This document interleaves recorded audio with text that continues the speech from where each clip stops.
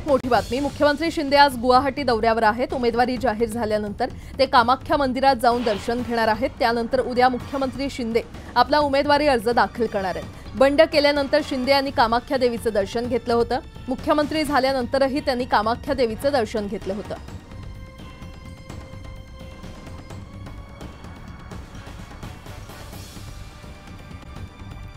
बातमीपत्राच्या सुरुवातीला एक मोठी बातमी। शिवसेना पक्षाने विधानसभा निवडणुकीसाठीची यादी जाहीर केलेली आहे आणि या यादीमध्ये एकूण 45 नावे आहेत। ही विधानसभा निवडणुकीची पहिली यादी आहे। यामध्ये दादा भुसे, गुलाबराव पाटील यांच्यासह स्वतःचीही उमेदवारी एकनाथ शिंदे यांनी जाहीर केली आहे। एकनाथ शिंदे यांच्या शिवसेनेने प्रसिद्धी पत्रकाद्वारे ही पहिली यादी जाहीर केलेली आहे आणि गेल्या काही दिवसांपासून महायुतीमध्ये जागा वाटपाच्या चर्चा सुरू होत्या। त्यानंतर भारतीय जनता पक्षाने पहिल्यांदा 99 उमेदवारांची यादी जाहीर केली होती। त्यानंतर अजित पवारांनी पुढचं पाऊल टाकत 17 जणांना एबी फॉर्मचं वाटप केलं होतं। दरम्यान एकनाथ शिंदेंनी आता 45 उमेदवार जाहीर केलेले आहेत।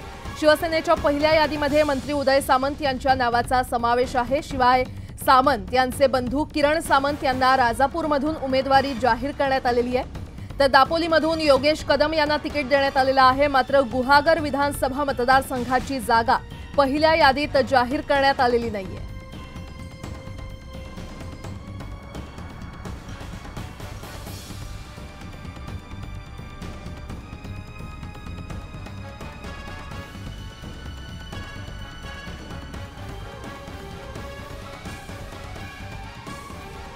तर या क्षणाची अतिशय मोठी खरं तर आपण घडामोड पाहतोय। शिवसेना पक्षाने विधानसभा निवडणुकीसाठीची यादी जाहीर केलेली आहे आणि या यादीमध्ये एकूण 45 नावे आहेत।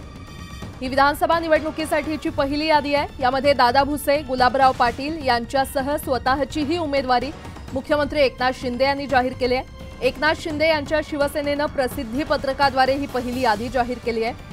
गेल्या काही दिवसांपासून महायुतीमध्ये जागा वाटपाच्या चर्चा सुरू होत्या आणि त्यानंतर भारतीय जनता पक्षाने पहिल्यांदा 99 उमेदवारांची यादी जाहीर केली होती। त्यानंतर अजित पवारांनी पुढचं पाऊल टाकत 17 जणांना एबी फॉर्मचं वाटप केलं आणि आता शिवसेनेचे हे उमेदवार आपण पाहतोय। कोपरी पाचपाखाडीतून एकनाथ शिंदे स्वतः लढणार आहेत, तर खानापूर आटपाडीमधून सुहास बाबर यांना उमेदवारी देण्यात आली आहे। पाटणमधून शंभूराज देसाई यांना उमेदवारी देण्यात आलेली आहे। तर तिकडे कोरेगाव सातारा मतदारसंघातून महेश शिंदे यांना उमेदवार म्हणून जाहीर करण्यात आलेला आहे। 45 उमेदवारांची यादी शिवसेनेकडून जाहीर करण्यात आलेली आहे। त्यामध्ये सांगोला विधानसभा मतदारसंघातून पुन्हा एकदा शहाजी बापू पाटीलच लढतील।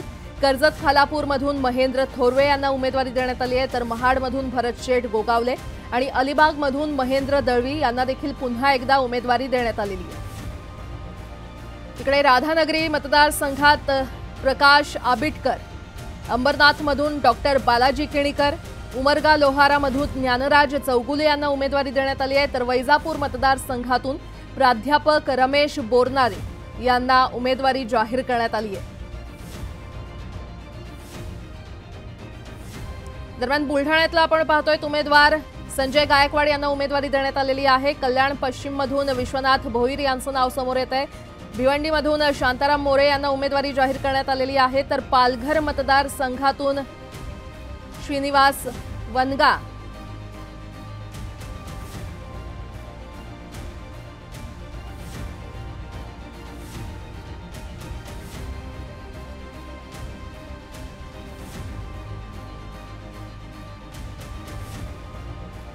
तर किरण सामंत यांना देखील उमेदवारी जाहीर करण्यात आलेली आहे। त्यांनी काय प्रतिक्रिया दिली आपण ते पाहूया। लांजा राजापूर संघाचे मतदारसंघाचे उमेदवार लोकप्रतिनिधी हे उदय सामंत नव्हते। लोकप्रतिनिधीच्या माध्यमातून जी कामं करायची राहिली असतील तर जो बॅकलॉग असेल तो भरून काढण्याकरता महायुतीच्या माध्यमातून मी नक्कीच प्रयत्न करेन। प्रयत्न करण्यापेक्षा करून दाखवेन। तुम्ही मागच्या वेळेला खरं तर लोकसभेच्या वेळेला थोडेसे नाराज होतात, पण आता तिकीट विधानसभेचं मिळाल्यामुळे फार खुश आहात?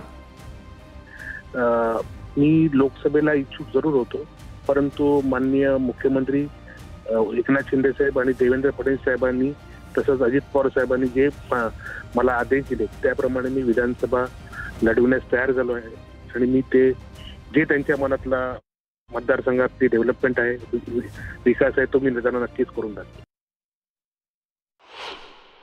शिवसेनेची पहिली यादी जाहीर झाली आणि त्यामध्ये प्रामुख्याने बुलढाणा मतदारसंघाचे आमदार संजय गायकवाड यांचं नाव त्या ठिकाणी आलेलं आहे. त्यांना पुन्हा एकदा शिवसेनाने संधी दिलेली आहे. स्वतः संजय गायकवाड आपल्यासोबत आहेत.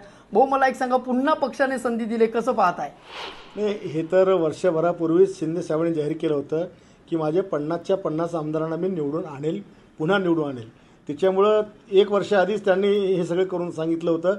त्याच्यामुळं आता स्वाभाविकच आहे, ही 50 मधलं तर कोणी कटाचा विषयच नव्हता, म्हणून पहिल्या यादीमध्ये नाव आहे.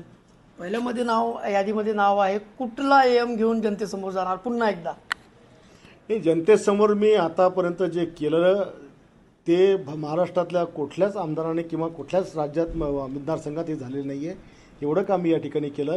आणि पुढचा जो दृष्टिकोन माझा आहे की मला हजारो 20,000च्या वर लोकांना नोकऱ्या, रोजगार, MIDCची व्याप्ती वाढवणे, टेक्स्टाईल पार्क आहे, फूड पार्क आहे, रेल्वे लाईन्स आहे, एअरपोर्ट आहे, या सगळ्या गोष्टी पुढच्या काळामध्ये करायच्या आहेत. आणि माझ्या बुलढाणा जिल्ह्याचं काही जे वैभव मागच्या काळातलं होतं की आम्हाला उन्हाळ्यामध्ये सुद्धा सकाळी 10 वाजता रजाई घेऊन झोपावं लागायचं, त्या काळामध्ये ते दिवस मला पलटून मला तेच पुनर्वैभव या शहराला प्राप्त करून द्यायचं आहे. राहुल खंडारे, न्यूज 18 लोकमत, बुलढाणा.